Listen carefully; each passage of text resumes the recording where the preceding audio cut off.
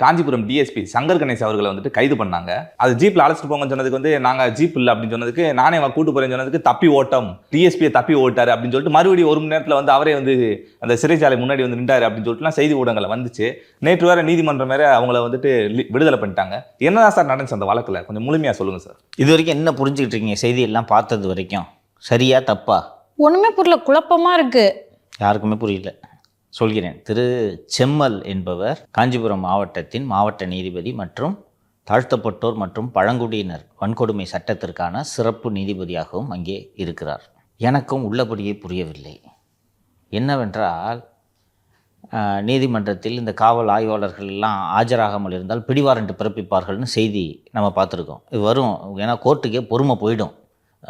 1 வயதா பார்ப்பாங்க, 2 வயதா பார்ப்பாங்க, 5 வயது 6 வயதாக்கி தலையே காட்ட மாட்டாங்க. விட்னஸ் வாரண்ட்டுன்னு தான் போடுவாங்க. அதுவும் விட்னஸ் வாரண்ட்டில் நீங்கள் அரெஸ்ட் பண்ணணும்னு கட்டாயம் போய் அப்பீர் ஆனீங்கன்னா ரீகால் பண்ணுவாங்க. ரொம்ப ரேர் கேஸில் தான் உடனடியாக கஸ்டடி எடுங்க அப்படின்றதெல்லாம் யார் பண்ணுவாங்கன்னு கேட்டிங்கன்னா ஹைகோர்ட்டு பண்ணுவாங்க. நம்ம இங்கே கூடுதல் டிஜிபி எல்லாம் தூக்கு அரெஸ்டிம் இமிடியட்லி அப்படின்ட்டு உத்தரவு போட்ட நிகழ்வுகளை நாம் கடந்த காலங்களிலே பார்த்துருக்கிறோம். ஒரு ட்ரையல் கோர்ட்டு, ஒரு டிஸ்ட்ரிக்ட் கோர்ட்டு, SC/ST கோர்ட்டு, இது போல் ஒரு டிஎஸ்பியை, ஒரு வழக்கின் புலனாய்வு அதிகாரியை கைது செய்யுங்கள் என்று உத்தரவிடுவது எனக்கு ரொம்ப வினோதமாக இருந்தது. உங்களைப் போலவே எனக்கும் புரியவில்லை. ஃபஸ்ட்டு நீதிமன்றத்திற்கு இந்த அதிகாரம் இருக்கிறதா என்பதை வழக்கறிஞர்களிடம் கலந்தாலோசித்தேன். ஒரு மூத்த வழக்கறிஞர் என்கிட்ட, சார் பவர் இருக்குது, காக்னிசன்ஸ்னு அதில் போட்டிருக்கு. காக்னிசன்ஸ்னு அதில் செக்ஷன் 10 இந்த SC/ST ப்ரிவென்ஷன் ஆக்டில் காக்னிசன்ஸ்னு இருக்குது. அதில் செக்ஷன் 10 படி எந்த செக்ஷன் படி ஒரு நடவடிக்கை எடுத்திருக்கிறார் என்பது புரியவில்லை. ஸோ ஒரு மோசமான தாழ்த்தப்பட்டோருக்கு எதிராக ஒரு மோசமான வன்கொடுமை நடக்கும்போது நீதிமன்றத்திற்கு அந்த காவல்துறை அதிகாரிகளும் இதற்கு காரணமாக இருந்தார்கள் என்றால் அவர்களையும் கைது செய்வதற்கு அதிகாரம் உள்ளது. எந்த கான்டெக்ஸ்டில் இதை பண்ணியிருக்காங்கன்றது நம்ம பார்க்கணும். கோர்ட்டுக்கு பவர்ஸ் இருக்குது சார் ஆக்ட் படி, எந்த கான்டெக்ஸ்டில் பண்ணியிருக்காங்கன்னு பார்க்கணும் என்று சொன்னபோது சரி என்று காவல்துறை நண்பர்களிடம் விசாரித்தேன் என்ன விவரம் என்று. விசாரித்த போது தான் அவர்கள் பல்வேறு கதைகளை சொல்கிறார்கள். காஞ்சிபுரம் மாவட்டத்தில் நீதிபதியாக இருக்கக்கூடிய திரு செம்மல் என்பவர் சில மாதங்களுக்கு முன்பாக ஏதோ ஒரு காரணத்தினால், குற்றச்சாட்டுகள் தான், ஏதோ ஒரு காரணத்தினால் அவர் அங்கிருந்து மாற்றப்படுகிறார் வேறு ஊருக்கு. பிறகு மீண்டும் அதே பகுதிக்கு வருகிறார். அவருக்கு 2 gunman PSO personal security officers, அந்த 2 செக்யூரிட்டி ஆஃபீஸருக்கும் சண்டை வருது. 2 கான்ஸ்டபிள் ஏதோ சண்டை போட்டுக்கிறாங்க. சண்டை போட்ட உடனே ஒரு நீதிபதி அதில் ஒருத்தன் சைடு ஆதரவாக இருக்கிறார். ஆதரவாக இருந்ததும் இன்னொருத்தன், என்னங்க ஐயா போய் அவனுக்கு ஆதரவாக இருக்கீங்க, அவன் தான் உங்கள் மேலே ஹைகோர்ட்டுக்கு கம்ப்ளைண்ட் அனுப்பிச்சு உங்களை மாற்ற வச்சான் தெரியுமா? என்னப்பா சொல்கிற அப்படின்றார். ஐயா நம்பலன்னு அதை பாருங்கள் ஐயா, வாட்ஸ்அப் அவன் தான் எனக்கு அனுப்பிச்சான், இதெல்லாம் பாருங்கள் உங்கள் மேலே புகார் அனுப்பிச்சிருக்கான்ட்டு ஐயாவிடம் வாட்ஸ்அப்பை காட்டுகிறார். வாட்ஸ்அப்பை காட்டினோன்னா ஐயா காண்டாகிறார். ஓஹோ அந்தளவுக்கு போயிட்டியா, ரைட்டு விடு பார்த்துக்கிறோன்ட்டு சொல்லிவிட்டு காத்திருக்கிறார் அமைதியாக. ஜட்ஜ் ஐயாவை போட்டு கொடுத்த கான்ஸ்டபிள், அந்த கான்ஸ்டபிளோட மாமனார் ஒரு பேக்கரி வைத்திருக்கிறார். அந்த பேக்கரியில் ஒருவர் கேக்கு வாங்குகிறார். அந்த கேக்கு வாங்கியவர் தாழ்த்தப்பட்ட சமூகத்தை சேர்ந்தவர். அந்தாலும் வாங்கிக்கிட்டு கேக்குன்னா நல்லாவே இல்லை என்று ஏதோ சொல்கிறார். சொன்னோன்னு பதில் இஷ்டம்டா தின்னுலாம் போயான்ட்டா ஏதோ சொல்லியிருக்காங்க. இது ஒரு வாய் தகராறாது. 2 பேரும் போய் கம்ப்ளைண்ட் கொடுக்குறாங்க. கேஸ் அண்ட் கவுண்டர் கேஸ், ரைட்டா?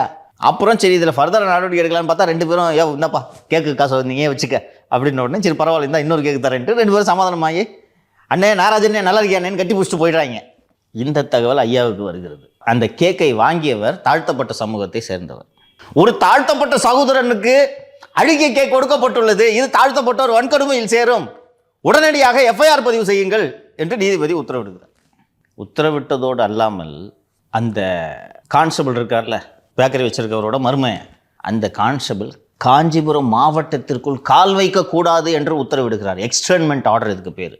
இதெல்லாம் எக்ஸ்ட்ராடினரி. யாருக்குன்னு கேட்டிங்கன்னா, ரவுடி பைய ஊரில் ஒருத்தன் அநியாயத்துக்கு பண்ணிட்டு இருக்காங்கன்னா அந்த கலெக்டரே இந்த மாதிரி நீ கலெக்டர் பைண்ட் ஓவர் பண்ணுவாங்க. எக்ஸ்டர்ன்மெண்ட் ஆர்டர் கிட்டத்தட்ட தீண்டாமை சட்டம் போது தானே, நீ ஊருக்குள்ளே வரக்கூடாதுன்றது மாதிரி தானே எக்ஸ்டர்ன்மெண்ட் ஆர்டர் போடுறாரு. அப்புறம் ஃபஸ்ட்டு அது வரைக்கும் நான் சொல்கிறேன், அந்த கேக்கு பஞ்சாயத்தில் FIR போடல போலீஸு. வெட்டு குத்தானாலே FIR போட மாட்டாங்க. இதில் வாய் நல்லா பார்த்து கேட்குன்னு வாய் தராருக்கெல்லாம் FIR போடுவாங்க. ஒரு CSR கொடுத்து பார்ப்போம் அப்படின்னு அனுப்பிச்சி விட்றாங்க. இவர் இதை தெரிஞ்சுக்கிட்டு FIR போடு அப்படின்றாரு. FIR போட்டுறாங்க. போட்ட பிறகு அரெஸ்ட் பண்ண அந்த கான்ஸ்டபிள்ன்றார். என்னையா போட்டு கொடுக்குற இருக்கு, அரெஸ்ட் பண்ணு கான்ஸ்டபிள்ன்றார். இவங்க போலீஸ்க்கு தெரியும்ல என்ன விஷயம்ன்ட்டு, அதனால FIR மட்டும் சரி நீங்கள் ஐயா சொல்கிறீங்க FIR போட்டுக்கிட்டோம் அப்படின்னு சொல்லிட்டு FIR போட்டு வச்சுறாங்க. அரெஸ்டே பண்ணல. இவருக்கு காண்டு, நான் ஒரு நீதிபதி, நான் சொல்கிறேன் நீ அரெஸ்ட் பண்ண மாட்டியா அப்படின்ட்டு அந்த மாவட்டத்தின் SP திரு சண்முகம் அவர்களுக்கு தொடர்ந்து வாட்ஸ்அப்பில் பல்வேறு மெசேஜ்களை அனுப்பி எப்போது கைது செய்ய போகிறீர்கள்? பண்ணுறீங்களா இல்லையா? நான் சொன்ன பிறகு தான் எஃப்ஐஆர் போட்டீங்க. ஒரு தாழ்த்தப்பட்டவனுக்கு அழுகிய கேக்கை கொடுத்து நீங்கள் மிக மோசமான வன்கொடுமை நடந்திருக்கிறது, இதை நான் எப்படி பார்த்து கொண்டு அமைதியாக இருப்பது அப்படின்ட்டு அவர் கடும் கோபமடைகிறார். அப்புறம் ஒரு எஸ்பி டிஸ்ட்ரிக்ட் ஜட்ஜ் சொல்கிறாரு, எஸ்பி சார் பண்ணுறேன் சார் என்று அவர் எஸ்பி சண்முகமும் ஏதோ பேசி கொண்டிருக்கிறார். ஒரு கட்டத்தில் இவங்க கைது செய்ய மாட்டாங்க, அந்த வழக்கின் புலனாய்வு அதிகாரி இன்று நீதிமன்றத்தில் ஆஜராக வேண்டும் என்று உத்தரவிடுகிறார். கோர்ட்டு சொன்னால் வந்து தானே அவனை மதியம் 1:30 வந்து விடுக்கிறார். மாலை 5:30 வரை நீங்கள் இங்கே வெயிட் பண்ணுங்கள், ஏங்க அரெஸ்ட் பண்ணுன்னு கேட்டால் சார் விசாரிச்சுட்டு இருக்கோன்ட்டு அவர் ஏதோ ஸ்டேட்மெண்ட் கொடுக்குறா, இங்கே இருங்க அப்படின்னு சொல்லிட்டு சாயங்காலம் 5:30 மணிக்கு திடீர்னு திஸ் டிஎஸ்பி ஷால் பி ரிமாண்டட்னு ஒரு ஆர்டர் போட்டு ஆர்டர் அப்லோட் பண்ணிட்டு தூக்கு அப்படின்றாரு. போலீஸுக்கு ஒன்றுமே புரியல. என்னையா டிஎஸ்பி ஏதோ ஸ்டேட்டஸ் ரிப்போர்ட் ஃபைல் பண்ண வந்ததுன்னா டிஎஸ்பி அரெஸ்ட் பண்ண சொல்கிறேன் சார், நான் பண்ண மாட்டேன் சார், போங்க சார். நீ என்ன பண்ணுறது, நான் பண்ணுறேன் என்று அவரே நீதிபதி வாகனத்தில் அவரை ஏற்றி கூட்டு போ ஜெயிலுக்கு, நான் ரிமாண்ட் பண்ணால் ஜெயிலில் தான் அனுப்பணும், கூட்டு போன்றார். அப்புறம் அங்கே போன பிறகு தான் அந்த வண்டியில் இருந்து அவர் காணாமல் போய்விட்டார். காணாமல் போன பிறகு but remand order is remand order, ரைட்டா? நீங்கள் கோர்ட்டில் சொல்லிட்டாங்கன்னா நீங்கள் ஜெயிலில் போட்டு தான் ஆகணும். அதுக்கு மேலே இருக்கிறது சட்டம் தெரிஞ்சுக்கணும் எல்லாரும். அதுக்காக நீங்கள் வேறு ஆப்ஷனே கிடையாது. அதற்கு மேல் உள்ள நீதிமன்றம் அதை தடை செய்யும் வரை நீங்கள் அந்த ஆணைக்கு கீழ்ப்படிந்து தான் ஆக வேண்டும். டிஎஸ்பி ஜெயிலுக்கு போய் தான் ஆகணும். நடுவில் யாரோ ஐடியா கொடுத்துருப்பாங்க போல இருக்குது சங்கர் கணேஷ் டிஎஸ்பி கிட்ட, சார் ஓட்டிடுங்க சார் அப்படின்ட்டு ஓட்டார். பிறகு அரை மணி நேரம் கழித்து அவராகவே சிறைக்கு வந்து விட்டார்.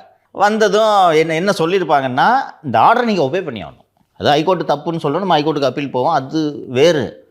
ஆனால் நீங்கள் எங்கேயும் தப்பிச்சு ஓட்டிங்கன்னா அது இன்னும் அசிங்கமாக போயிடும், தப்பாக போயிடும். அதனால போங்க அப்படின்னு சொன்னோன்னா அங்கே வந்து நெஞ்சை பிடித்து கொண்டிருக்கிறார். சரி, நெஞ்சு வலி இருக்கும்போது ஒருவரை சிறையில் அனுமதிக்க முடியாதுன்னு அங்கிருந்து அவரை மருத்துவமனைக்கு அனுமதித்து நேற்று மதியம் சென்னை உயர்நீதிமன்றத்தில் மாண்புமிகு நீதிபதி திரு சதீஷ்குமார் அவர்கள் முன்னிலையில் இந்த வழக்கு அவசரமாக விசாரணைக்கு வந்தபோது எல்லா விவரத்தையும் இந்த கேக்கு பஞ்சாயத்தை காரணமே இந்த நீதிபதி தான் அப்படின்ற மாதிரியான நியூஸ் எல்லாம் வந்துச்சு. ஒன்றுமே புரியலானா தெரிஞ்சுக்கணும், நிறைய பேருக்கு புரியவில்லை.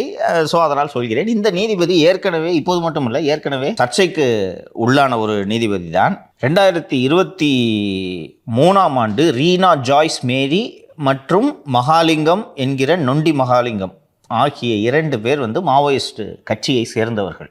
அவர்கள் ஜாமீன் மனு வேண்டி நீதிமன்றத்தில் மனுவை தாக்கல் செய்கிறார்கள். அந்த ஜாமீன் மனு கோரி அவர்கள் நீதிமன்றத்தில் மனுவை தாக்கல் செய்தபோது இவர்தான் அந்த மாவட்ட நீதிபதியாக இருக்கிறார். இவங்களை ஜாமீனில் விடுறேன்னா ஜாமீனில் விட்டுட்டு போகலாம், மாறாக இவர்களை நான் ஜாமீனில் விடுகிறேன், சிறை எங்களை என்ன செய்யும் என்று ஒரு மாவோயிஸ்ட் எழுதிய கவிதையை தீர்ப்பில் எழுதுகிறார். இவர் ஜட்ஜு. ஏதோ பாரதியார் கவிதை தாகூர் கவிதை எழுதுறாருன்னா பரவாயில்ல, விட்டுட்டு போயிடுவாங்க. மாவோயிஸ்ட் வழக்கில் மாவோயிஸ்டுகளை ஜாமீனில் விடுதலை செய்ய இன்னொரு மாவோயிஸ்ட் எழுதிய கவிதையை இந்த நீதிமன்றத்தில் இந்த தீர்ப்பில் அவர் எழுதுகிறார். அது ஒரு பெரிய சர்ச்சையானது. டிடி நெக்ஸ்ட் பேப்பரில் அப்போதே ஜட்ஜ் கோர்ட்ஸ் வர ராவ் டு கியூ பிரான்ச் இன்ன மாவோயிஸ்ட் கேஸ் என்று விரிவாக ஒரு விபி ரகு என்ற செய்தியாளர் அதை எழுதியிருக்கிறார். அது விரிவான அப்போது செய்தியாக 2023ஆம் ஆண்டே வந்தது. அது போன்ற அதே நீதிபதி தான் இந்த செம்மல். இப்போது காவல்துறை சொன்ன இந்த குற்றச்சாட்டுகளை வாட்ஸ்அப்பெல்லாம் கொடுத்துட்டாங்க. அவர் சண்முகத்துக்கு அனுப்பிச்சிருக்காருல, காஞ்சிபுரம் எஸ்பி சண்முகத்துக்கு அனுப்பிச்சிருக்கிறாரோ அந்த வாட்ஸ்அப் சேட்டெல்லாம் கோர்ட்டு முன்னாடி சப்மிட் பண்ணோன்னே கோர்ட்டு அதை காக்னிசன்ஸ் எடுத்துக்கிட்டு உயர்நீதிமன்ற பதிவாளர் ரிஜிஸ்ட்ரார் விஜிலன்ஸ் இந்த குற்றச்சாட்டுகள் தொடர்பான, அதாவது இது ரொம்ப தப்பு இல்லையாப்பா, அது உண்மையிலே ஷெட்யூல் காஸ்ட்டுக்கு ஒரு அந்த பிரிவு அதுக்கு தானே இருக்குது. பிரிவு எதுக்குன்னா, இந்த பையலன்னு சொல்லிட்டு நீ ஜாதியை சொல்லி ஒருத்தனை, அந்த தாழ்த்தப்பட்டவனை சாதியை சொல்லி நீ அவனை அவமானப்படுத்துகிற, அவனை சாதிக்காக அடிக்கிற அப்படின்னா அந்த பாதுகாக்கிறதுக்கு தான் அந்த சட்டம். கேக் வாங்கும்போது கூட நீ வந்து ஜாதி பேரை சொல்லி அந்த ஆள் ஏதோ ஒரு கேவலமாக பேசியிருந்தாலும் நீங்கள் இதை அப்ளை பண்ணலாம். ஆனால் கேக்கு கெட்டு போச்சுன்ற பஞ்சாயத்துக்கு நீங்கள் இந்த ஆக்டை யூஸ் பண்ணுறதே தவறு இல்லையா, துஷ்பிரயோகம் இல்லையா? இன்னொன்று, நீங்கள் ஆதிக்க சாதியினர்கிட்டலாம் நீங்கள் கேட்டு பார்த்தீங்கன்னா தனிப்பட்ட முறையில் பொதுப்படையாக சொல்ல மாட்டாங்க. தனிப்பட்ட முறையில் போயிட்டு பேசுனீங்க அந்த ஆக்டை ரத்து பண்ணுவாங்க. ஏங்கன்னா எல்லாம் பொய் கேஸ் போடுறாங்க அப்படின்வாங்க. ஆனால் அந்த சட்டம் தான் பாதுகாப்பு. அந்த சட்டம் இருக்கும்போதே கவின் போன்றவன் கொல்லப்படுகிறான் இல்லையா? அந்த சட்டம் இருக்குது, ஜென்மத்துக்கும் வெளியில் வர முடியாத ஒரு சட்டம் ப்ரொவிஷன் தெரிஞ்ச போதே படித்த பையனை கூட்டிகிட்டு போய் கொலை பண்ணுறாங்க வெறும் சாதியின் காரணமான. அந்த சட்டம் இல்லைன்னா தலித்துகளோட நிலைமை என்னன்னு யோசிச்சு பாருங்கள். இதை உயர்நீதிமன்றம் எளிதாக பார்க்காது. ஸோ இதுதான் காவல்துறை வட்டாரத்தில் விசாரித்த போது நாம் தெரிந்து கொண்ட தகவல்கள். காவல்துறை அதிகாரிகளுக்கும் இது ஒரு பாடமாக இருக்க வேண்டும் என்று நான் இதன் மூலமாக எனக்கு உள்ளபடியே ஒரு பக்கம் இது தப்பு அப்படின்னு தெரிஞ்சாலும் ஒரு பக்கம் சந்தோஷம். ஏன்னா சண்முகத்துக்கே தெரியுது. இந்த காஞ்சிபுரம் எஸ்பி சண்முகம் இருக்கிறார் அல்லவா, நான் 2 ஆண்டுகளுக்கு முன்பு என்று நினைக்கிறேன் பரந்தூர் விமான நிலையம் அமைப்பது தொடர்பாக அங்கே போராடக்கூடிய மக்கள் ஒரு போராட்டத்தை நடத்துகிறார்கள். அந்த போராட்டத்துக்கு நாம் போகும்போது நான் போயிருந்தேன், பின்னாடி ஒரு 2 கார் வந்துச்சு. போன உடனே இல்லை 2 கார்லாம் போகக்கூடாது அப்படின்னாங்க. சார் அவங்க கூட வந்திருக்காங்க ஃப்ரெண்ட்ஸு, அவங்க எப்படி சார் இப்படி போவாங்க, இல்லைன்னா ஒரு காருக்கு தான் பர்மிஷன் அப்படின்னா, சரி எந்த காரும் வேணாம் சார், நான் இங்கேருந்து நடந்து போகிறேன் அப்படின்னு நான் இறங்கின உடனே சரி சார் அப்படின்ட்டு ஃபோனில் கேட்டுட்டு போங்கண்ணா. ஒரு சண்முகம் எனக்கு தெரிஞ்சவர் சார், விஜிலன்ஸில் தானே சார் எஸ்பியாக இருந்தார், எனக்கு தெரியும் சார் இவர் அப்படின்னு சொன்ன உடனே அப்புறம் நானே சண்முகத்திட்ட பேசுகிறேன். பேசிட்டு என்ன சார் இப்படி சொல்கிறீங்க, நான் என்ன கலட்டம் பண்ணுறதுக்கா சார் போகிறேன், உங்களுக்கு சந்தேகம் இருந்துச்சுன்னா வாகனத்தை செக் பண்ணிக்கோங்க, காரை கூட விட மாட்டேன்னு சொன்னீங்கன்னா என்ன சார் இதாக இருந்தால் நான் நடந்து போகிறேன் இல்லைன்னா அப்படின்னு சொன்ன. சரி பாப்பா அப்படின்ட்டு அனுப்பிச்சி விட்டாங்க. போய் நிகழ்ச்சி முடிஞ்சிச்சு வந்துட்டேன். அங்கே பாதுகாப்பில் இருந்த காவலரை நான் அடித்து தள்ளி பணி செய்ய விடாமல் தடுத்ததாக அந்த கான்ஸ்டபிள்கிட்டேருந்து ஒரு கம்ப்ளைண்ட்டை போட்டு எஃப்ஐஆர் போட்டு இப்போதும் அது நிலுவையில் இருக்குது சுங்கவர சத்திரம் காவல் நிலையத்தில். அந்த நிலுவையில் இருக்கக்கூடிய எஃப்ஐஆர் போட்டது இதே சண்முகம் தான். இப்போ உங்கள் டிஎஸ்பி மேலே ஜட்ஜு தூக்கி உள்ளே வச்சாரு, நல்லா இருக்குதா? இப்படி தான் மற்றவனுக்கும் தெரிஞ்சுக்குங்க. நீ மட்டும் போகிற வரமெல்லாம் போய் கேஸ் போடுறீங்க, உங்கள் டிஎஸ்பிக்கு போட்டால் எப்படி இருக்குதுன்னு வழி தெரியுதா? அதுதான் சார் நான் நினைச்சேன். இவங்க தான் எல்லாரையுமே தப்பு பண்றவங்களை தான் பிடிச்சி உள்ள போடுறாங்க. ஆனா இப்ப ஏதோ ஒரு சிக்கல்னாலதான் நீதிபதி இது அவருக்கான தீர்ப்பை இப்படி கொடுத்துருக்கணும். அதை எதிர்கொள்ளாம ஏன் ஓடி போறாரு அப்படின்னு நினைச்சேன். நான் இது சரி தவறுக்குள்ள போகாம தெரியிட்டான், போய் கேஸில் ஜெயிலுக்கு போகிறதா என்னன்னு தெரியிட்டான். அந்த டிஎஸ்பிக்கு இப்போ தான் தெரிஞ்சிருக்கான், சண்முகத்துக்கு தெரியணும். மற்றவர்களும் இது போல பொய் வழக்கில் கைது செய்யப்படும் போது நீதிமன்றம் உடனடியாக அதை அவசர வழக்காக எடுத்து செய்ய வேண்டும். செஞ்சாங்கன்னா போலீஸ் இந்த ஆட்டம் ஆடாது. உயர்நீதிமன்றம் இதில் தலையிட்டது மிக மிக சரியான காரணம். விசாரணைக்கு உத்தரவிட்டிருக்கார்கள். விசாரணையின் முடிவில் என்ன நடக்கிறதோ அதற்கு ஏற்றாற் போல உயர்நீதிமன்றம் நடவடிக்கை எடுக்கும் என்று புரிந்து கொள்ளலாம். இதுதான் இதோட பேக்ரவுண்டு. பல பேருக்கு இன்னும் புரியல விஷயம். என்ன யார் டிஎஸ்பி கைதுன்றாங்க, காணன்றாங்க, தப்பி ஓட்டன்றாங்க, நீதிபதி காரில் ஏறினான்றாங்க, மறுநாள் விடுவிச்சிட்டாங்கன்றாங்க. என்ன மேட்டரே புரியல. அதான் பார்க்குறேன் நியூஸில் டிஎஸ்பியை தப்பி ஓட்டணும் என்னடா நடக்குது. அதுவும் வீடியோஸ்லாம் வேற வருது சார். அவ்வளோ கும்பலா இருக்கிற ஒரு நெரிசலா இருக்கிற ரோட்ல கார் எடுத்துக்கிட்டு ஃபாஸ்டா போறாங்க. இந்த நாடோடிகள் படத்துல மாதிரி போடா போடா போடா போய் கார் எடுத்து போங்க போங்க. இன்னொன்னு சார், அவர் ஒரு அரசு ஊழியர், அப்படிலாம் தப்பிச்சு ஓடிட முடியுமா? எங்க ஓடினாலும் திரும்ப இங்கதானே வந்தாகணும். பாவம் சார், அவர் ஏதோ கழிப்பறைக்கு போனதா சொல்றாங்க. அப்படிதான் சொல்லி அப்புறம் சமாளிக்கணும். அசிங்கமாக போய்டும்ல டிஎஸ்பி தப்பி ஓட்டம். அப்படி தான் நியூஸ் வந்துச்சு.